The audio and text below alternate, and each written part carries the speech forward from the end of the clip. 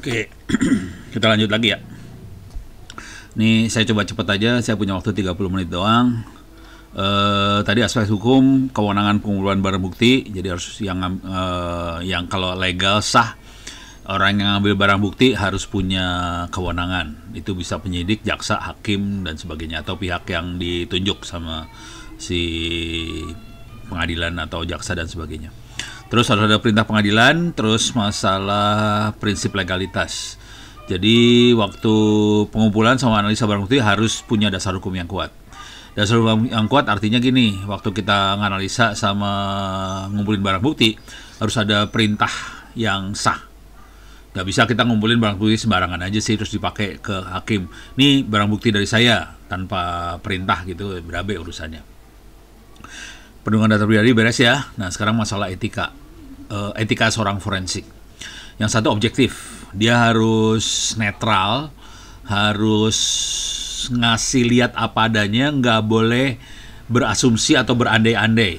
Jadi waktu kita bikin laporan harus objektif, netral, nggak boleh kayaknya si ini yang melakukan, nggak bisa tuh. Forensik nggak boleh kayak gitu. Dia cuma bisa ngomong hasil analisa saya, si pelaku atau hacker berhasil masuk lewat menu upload misalnya, terus dia masukin trojannya ini ditemukan di folder ini, trojan ini cara kerjanya seperti ini, tapi dia nggak bisa ngomongnya gini, hacker ini dibiayai oleh partai mana, nah nggak bisa, itu harus ada buktinya semua. Jadi harus objektif. Terus integritas, harus jujur bertanggung jawab menjalankan tugasnya. Jadi forensik tuh sebenarnya enak banget sih, aman-aman aja. Cuman sesudah yang jadi masalah tuh gini nih di forensik ya. Setelah kita membuka semua tadi, barang buktinya kita buka, ada orang yang bakal masuk penjara nih. Itu jadi masalah tuh. Kalau satu orang aja sih mungkin nggak masalah ya. Bayangkan kita bikin satu perusahaan atau satu partai jadi kena gitu ya. Nah itu mereka akan nyerang balik soalnya. Itu aja yang masalah sih. Jadi kita harus jujur, harus bertanggung jawab, harus ngomong apa adanya. Cuman kita harus ingat juga ya bahwa nanti kita bakal diserang sih.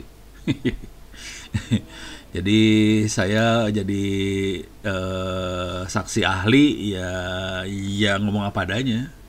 Kebetulan nggak diserang sih, karena saya tidak memojokkan partai, nggak mojokin siapa-siapa, tapi memang ada pelaku kejahatan yang kena, ya udah kena dia. Tapi kayaknya perusahaan yang kena itu. Terus informasi yang diperoleh selama forensik harus dijaga kerahasiaannya. Artinya semua informasi ini nggak bisa kita buka di publik, nggak bisa buka di media, masukin koran, Detikcom, Kumparan, nggak bisa gitu. Kalau kita mau main forensik beneran tuh nggak bisa. Contoh yang paling gampang, ini paling belakangan mulai kelihatan seru nih, keaslian ijazah Jokowi, seru tuh. Jadi kalau forensik bener, nggak bisa itu dikerjain. Harus ada perintah dari pengadilan dulu tuh sebenarnya. Terus nggak bisa dibuka-buka di media seenak jidat gitu. Nih masalah tuh. Mungkin integritas si yang melakukan forensik udah bener ya. Objektifnya bener, cuman ini jadi masalah. Terus si forensik harus memiliki keahlian yang memadai untuk melakukan analisa bukti digital. Ini biasanya harus ada buktinya sih. Jadi nanti hakim akan nanya, kamu siapa? Buktinya apa kamu jagoan? Itu. Nggak bisa ngomong, saya mahasiswanya Pak Ono. Nggak bisa. Enak aja. Langsung didepak dari pengadilan, ditendang. Jadi kita harus buktiin. Buktinya berupa paling blow on kan, buktinya ini ya, ijazah. Tapi ini kebetulan Pak Agung lagi kerjasama. Kita lagi buka kerjasama nih sama LSP Telematika gitu. Jadi kita lagi bikin kerjasama sama LSP Telematika supaya kita bisa dapetin sertifikasi buat mahasiswa ITTS. Yang normal sertifikasi itu nggak murah ya, ngasih tahu dulu ya. Kayak Mikrotik aja sertifikasinya harganya 2,5 juta. Kemarin ID Cloud Host kan ke ITTS, dia ngasih sertifikasi sekitar 30 orang. Ada yang 1 sertifikasi, ada yang 2 sertifikasi. satu sertifikasinya sekitar 2,5 juta. Lu bayangin aja kalau 2 sertifikasi 5 juta satu orang dibayarin sama ID Cloudhouse. Nah ini kalau kita nego sama LSP Telematika mungkin bayarnya nggak sampai segitu sih, bayarnya sampai sekitar 700 lah, 700-800 ribuan. Tapi bukan mikrotik ya. Di sini ada tadi di mana ya saya lupa. Pokoknya ada ini bentar. Saya coba cari lah. Termasuk ada forensik loh di sini kalau nggak salah sih.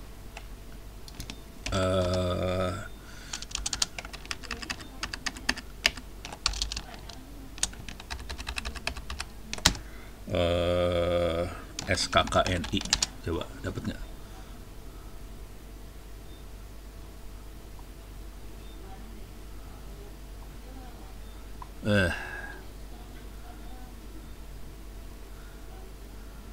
Nah, nggak dapat. Salah lagi. Kayaknya nggak dapat sih. Nggak dapat nih. Apa prosedur skema ya? Saya lagi cari ininya sih sebenarnya. Lagi cari ini. Pemeriksaan client server ada yang forensik kalau nggak salah. Yang lakunya bukan forensik, nggak laku sih. Cuman beruntung kalau kita masuk ke yang nggak laku. Soalnya kita jadi satu-satu yang jago di dunia itu. Nah ini Network Security Auditor. Tapi ini lebih ke ISO 27001 ya. Kalau udah Network Security Auditor lebih ke ISO 27001. Bukan forensik kalau itu. Kalau nggak salah saya baca forensik tadi. Security, jaringan, sistem. Nggak tahu lah, lupa ada di mana. Coba all. Coba klik sembarangan aja. Kok nggak bisa diklik sih? Tadi saya downloadin sih. Coba saya masuk ke sini ya. LSP Telematika ini ya. Ada forensik nggak ya? Coba.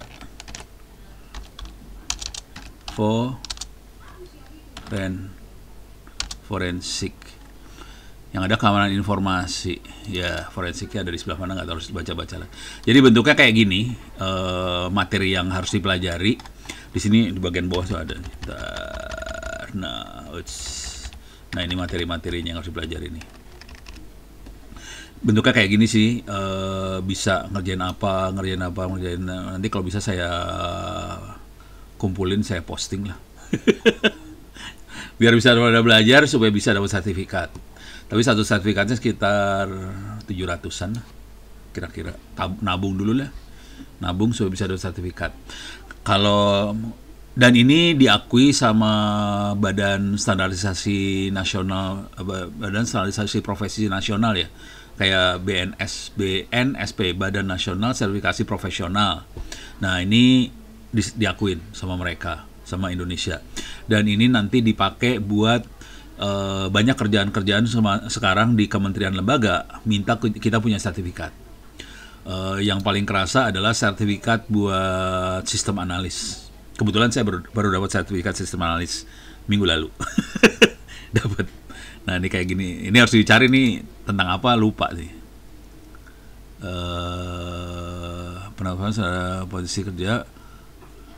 Oh ini mah reparasi. Retail modern, garing. Coba ini apa? Nih. Data analitik nih yang di sini ya. Jadi saya ada juga sistem analisis di mana, nggak tahu lah, harus cari. Ini harus saya rename dulu nih kayaknya. Kalau nggak bisa dibaca, parah banget. Ya. Oke. Jadi perlu sertifikat. Ini di sini ya. Perlu sertifikat. Paling jelek adalah ijazah sarjana. Tapi kita butuh sertifikat buat forensik dan sebagainya, gitu ya. Nah, sekarang etika pengumpulan data analisa barang bukti. Satu, izin. Izin bisa dari kejaksaan, bisa dari pengadilan, bisa dari kepolisian dan sebagainya. Harus ada izin yang sah. Nggak bisa kita nyolong sembarangan sebetulnya. Tapi izin kadang-kadang izinnya abu-abu. Jadi izinnya cuma gini ya.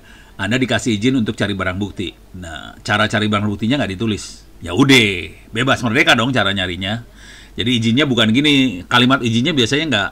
Anda hanya diizinkan ngambil barang bukti dari harddisk si terdakwa. nggak kayak gitu. Jadi lebih ke arah global gitu. Kalau udah global kita enak geraknya sih sebenarnya gitu ya. Terus kita harus mendokumentasikan semua proses forensik, mulai dari ngumpulin ini dari siapa, difoto, barang buktinya ada fotonya semuanya.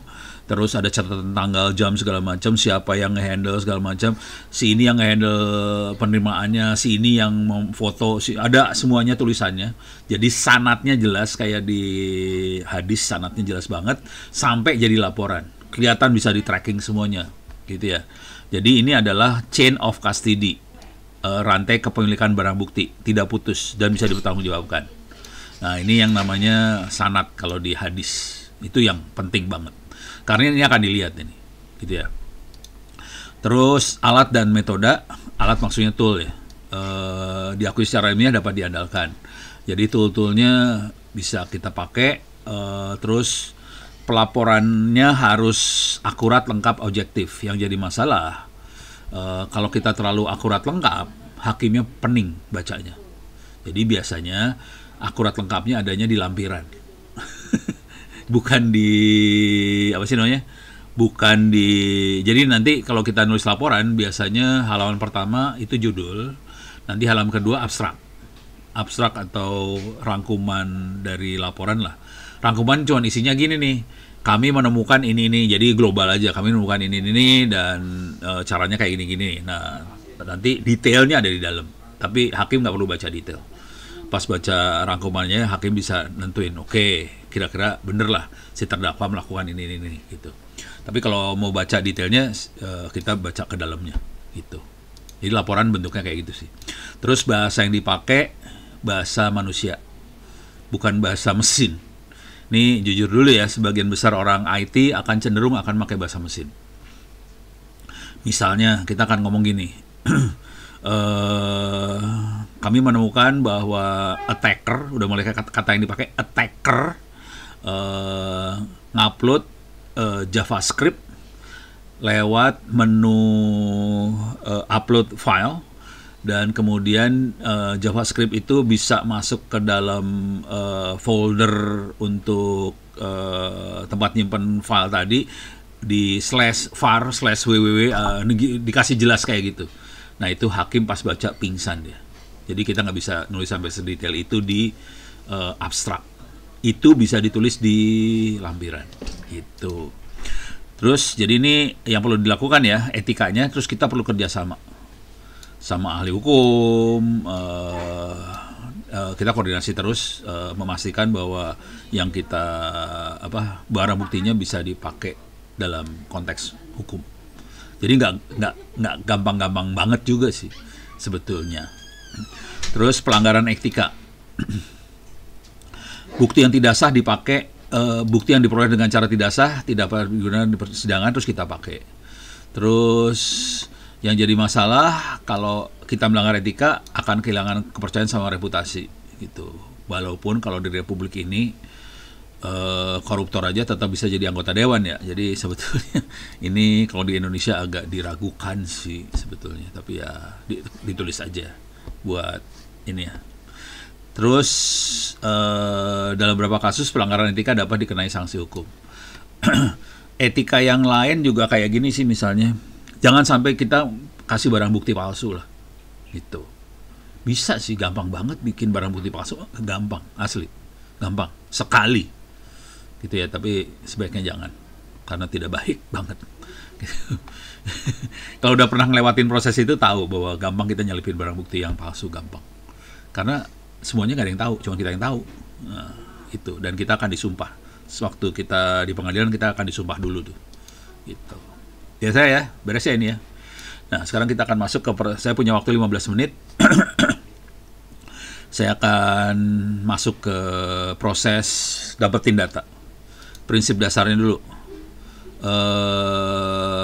Ini sebenarnya materi minggu depan, tapi saya cepetin aja. Sebelum terlalu jauh, sebelum lupa, nih kayaknya banyak yang nggak ikut tadi, yang tadi pagi pada telat, tadi sore pada telat masuk.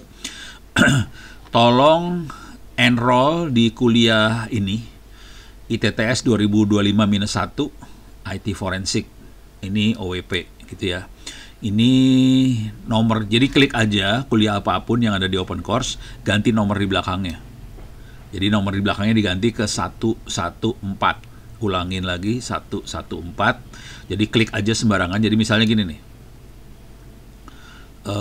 Saya masuk ke my course. Kemudian nanti ada course apalah, diklik itu ya. Ganti nomornya doang sih. Ini lagi loading, lama loadingnya. Aduh, overload. Oke.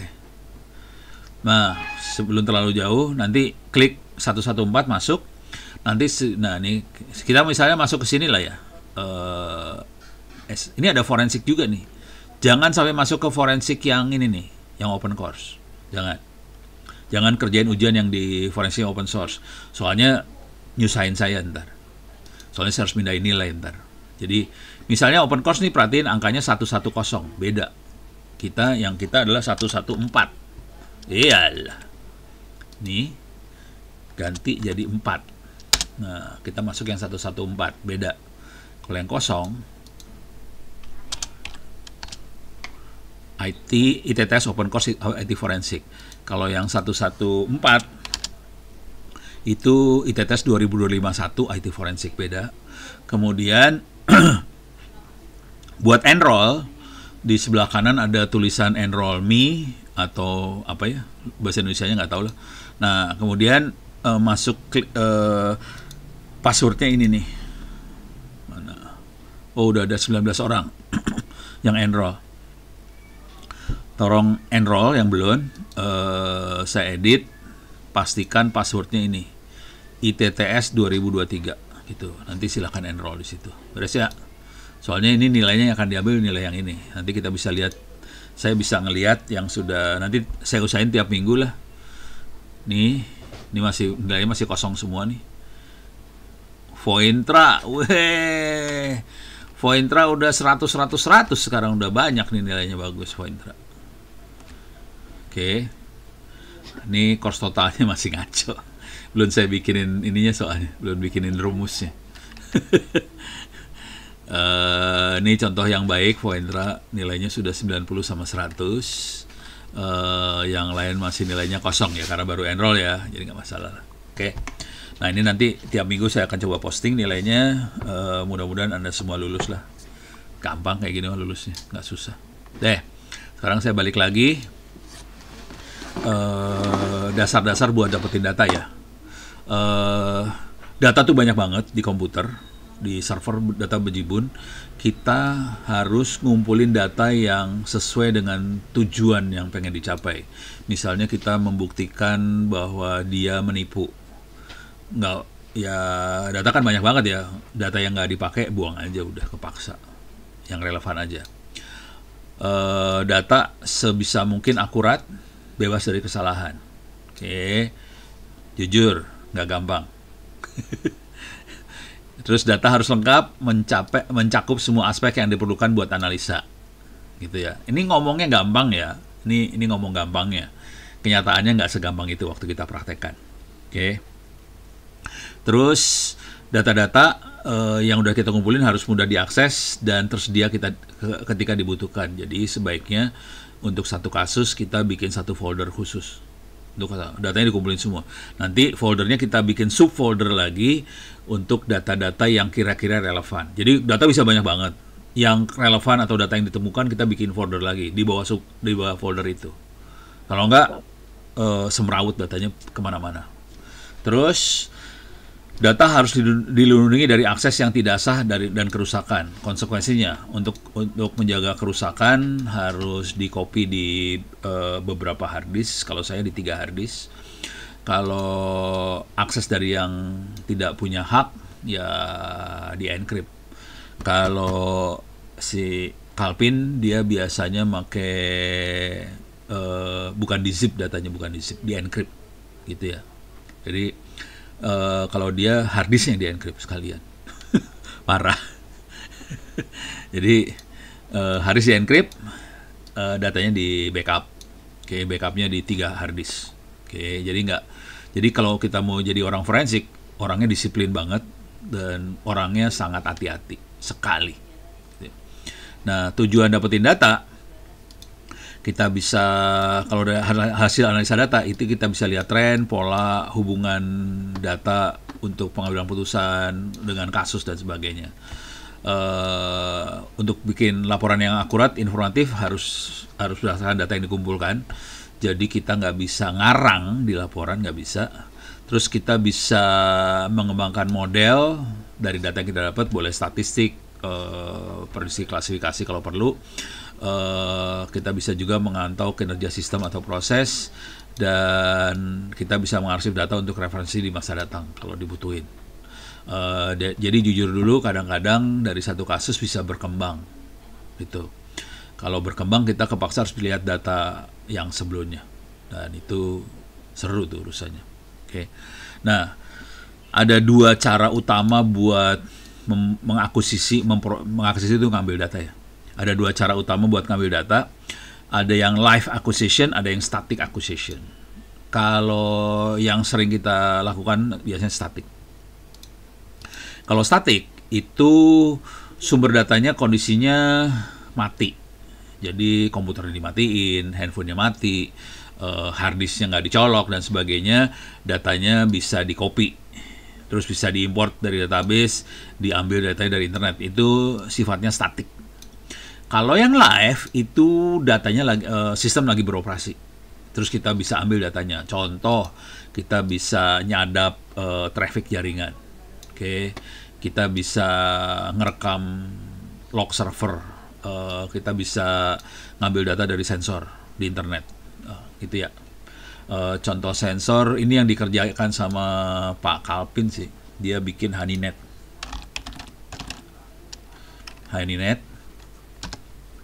di SGU. SGU tuh tetangga kita ya. Jadi Kalpin itu ngajarin di SGU, yang mimpin awalnya Pak Charles Lim. Jadi dia bikin Indonesia HoneyNet Project. HoneyNet Project itu sensor di internet, dan dia bisa ngelihat serangannya segala macam. Dan ini dipakai buat S3-nya Pak Kalpin tadi. Jadi S3 itu. Kayak gitu doang. Parah banget itu sebenarnya, kalau tahu dalamnya parah banget. Gitu ya. Jadi itu live acquisition. Dia nangkap data. Ini kalimatnya masih kalimat manusia yang ditulis di sini. Tapi kalau udah mulai ngomong teknik, kita bisa di sini ngomongnya pakai HoneyNet lah, ini kita bisa pakai Wireshark lah, kayak gitu. Ini kalau ini pakai bahasa manusia nih nulisnya di sini. Oke. Jadi ada dua cara. Yang sering dipakai yang bawah. Oke. Yang atas ini lebih rebiek karena kita harus pasang sensor dengan kondisi jaringan operasional. Lebih susah. Oke. Yang susah banget tuh biasanya urusannya ransomware. Karena kita pengennya dapetin ransomnya di memori, di RAM, lagi operasional, lagi live. Nah itu susah tuh. Kalau bisa dapet yang itu lebih enak buat dapetin key dan sebagainya, lebih gampang. Itu live acquisition. Oke. Sekarang perangkat keras yang dibutuhkan untuk akuisisi, komputer, kita butuh jaringan, storage, input, output. Ini mah biasa aja ya. Oke, sekarang sistem operasinya. Bisa Windows, Linux, Mac boleh. Kemudian kita butuh software buat akuisisi data. Bisa network sniffer itu Wireshark. Bisa data acquisition software, itu bisa pakai DD apa segala macam. Data logger itu kita bisa di Apache punya software buat data logger segala macam. Terus kalau datanya gede, kita paling enak pakai database supaya searchingnya gampang. Tapi kalau datanya nggak terlalu besar, datanya filenya ini ya nggak banyak, ya kita bisa taruh di folder aja juga bisa sih sebenarnya. Ini boleh folder. Nah sekarang buat software buat analisa data bisa macam-macam. Kalau datanya itu data statistik ya bisa pakai Excel, SPSS, R, Python dan sebagainya. Oke. Ini kalau data, cuman kalau di yang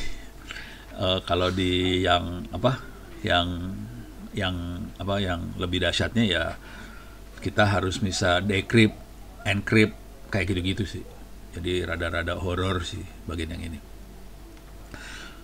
Contoh penggunaan ini misalnya ini akuisisi data ya. Ini kalau akuisisi data secara umum sih yang ini, yang 3 itu umum di orang biasa. Kalau kita di cybersecurity itu lebih ke arah log sama deteksi intrusi, itu contohnya. Kira-kira kayak gitu. Oke, sekarang teknik akuisisinya sendiri. Kalau di forensik ada disk imaging, ada memory dump, ada network traffic capture. Kalau network traffic capture itu pakai Wireshark, kita nyadap traffic yang lewat. Kalau memory dump itu pakai apa ya? Kita bisa hexadecimal memory bisa keluar sih. Kalau disk imaging itu pakai DD. Kita bisa dapetin image dari flash disk. Jadi kita copy flash disk ke flash disk, image-nya kita bisa dapat. Filenya biasanya saya kasih extension belakangnya ISO biasanya, atau IMG boleh, sah, nggak apa-apa. Oke, di image imaging dulu itu bisa hard disk, bisa SSD, bisa USB. Salinannya bisa berupa image disk atau file image. Kalau image disk biasanya saya kasih extensions IMG. Kalau file image biasanya ekstensinya ISO. Gitu. Ini tujuannya apa? Untuk mencegah perubahan data asli pada saat proses investigasi. Jadi hard disk barang bukti kita kumpulin, SSD kita kumpulin juga. Ini nggak akan kita analisa, kita cuman nyimpen, kemudian kita copy, dapetin image-nya. Itu kopinya tetap kita simpen lagi, nggak kita oprek. Kalau saya gitu, tapi ada yang orang forensik yang akan ngoprek langsung di situ. Soalnya kita jadi harus punya, kalau misalnya kita analisa 1 tera, berarti kita harus punya kopian backup 1 tera lagi, harus dikopi lagi 1 tera lagi baru kita analisa. Bonyok tuh kayak gitu. Kita harus punya harddisknya banyak, gitu ya. Jadi kadang-kadang kalau yang mau irit, ya udah harddisk asli kita simpen, kita bikin ISO-nya. Kita bikin image kopiannya, kopiannya langsung dihajar langsung. Tapi kita nggak punya backup, udah gitu. Ya sah aja sih. Kalau berani sih nggak apa-apa sih. Ini preservasi data, terus kita bisa analisa mendalam seluruh isi perangkat tanpa risiko merusak data asli. Jadi yang kita hajar kopiannya. Terus dapat merekonstruksi environment ya, ekosistem server yang dikompromis, yang dijebol. Pembelian toolnya kita bisa pakai software khusus yang dirancang untuk imaging disk. Kalau di Linux kita biasanya pakai DD. Kemudian kita bisa hubungkan ke perangkat penyimpanan di sistem forensik. Jadi dicolokin harddisknya ke sistem komputer kita. Terus proses pembuatan image-nya tuh baca tiap sektor, terus disalin bit per bit ke file image tadi. Itu cara bikinnya. Terus kita bisa verifikasi pakai hash. Ini contoh toolnya. Ncase, FTK Imager sama DD. FTK Imager tuh ada di Windows juga. Dia ada versi free-nya yang pasti. Kalau saya biasanya udah DD aja sih udah. Itu command line ya, nggak. Kalau FTK Imager pakai ini. Wow, ini ada pertanyaan, kalau backup partisi Android pakai ADB, apa bisa pakai DD? Nggak bisa. Pakai ADB juga nggak bisa sih sebenarnya. Coba ADB backup partition. Kalau SD card mungkin masih bisa pakai ADB-nya. Kalau ini pakai DD, ini mah rese loh. Oke. Oke. Bisa, tapi ini curang caranya. Gini ya. Saya gedein lah biar kelihatan. Kelihatan kagak sih? Nih ya. Ini dari apa sih namanya? Dari komputer kali Linux atau apa. Kita ADB shell, dapetin shellnya si Android. Kemudian kita DD nih. DD-nya ini dev block MC Block 0P77 ini partisinya si Android nih. Jadi kita DD partisinya Android, terus kita output filenya ke image di komputer kita. Jadi bisa, tapi caranya kayak gini. Kalau di sananya langsung nggak bisa, jadi kita bikin shell dulu, komunikasi dari komputer kita ke sana berbentuk shell, terus kita hajar. Gitu.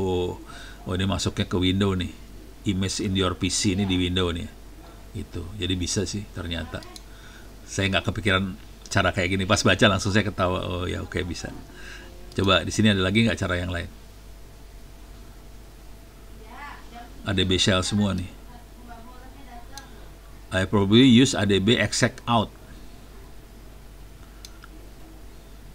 Ini pakai DD ya. Nah kalau waktu DD kita tambahin status progress, kita bisa ngelihat udah berapa persen yang ke copy. Gitu. Oke ya. Wah udah jam 7 nih. Oke, kita tutup dulu sampai sekian. Kita terusin minggu depan. Kalau pengen ikut kuliah saya jam 7 sampai jam 9 tentang Big Data, saya kasih URL-nya juga deh di sini lah. Biar kalau mau ikut, kalau enggak ya nggak apa-apa. Nggak dilarang juga sih. Ini kalau mau ikut yang Big Data abis ini nih saya posting ininya. Zoom-nya sama URL-nya. Karena ganti Zoom nih kayaknya ya. Iya ganti Zoom. Oke. Saya tutup yang kuliah yang forensik sekarang. Saya pindah kamar ke kamar sebelah. Oke, terima kasih. Billahi taufiq wal hidayah. Assalamualaikum warahmatullahi wabarakatuh. Sampai ketemu minggu depan. Salam. Terima kasih, Prof. Oke. Terima kasih Pak. Siap, Pak. Oke.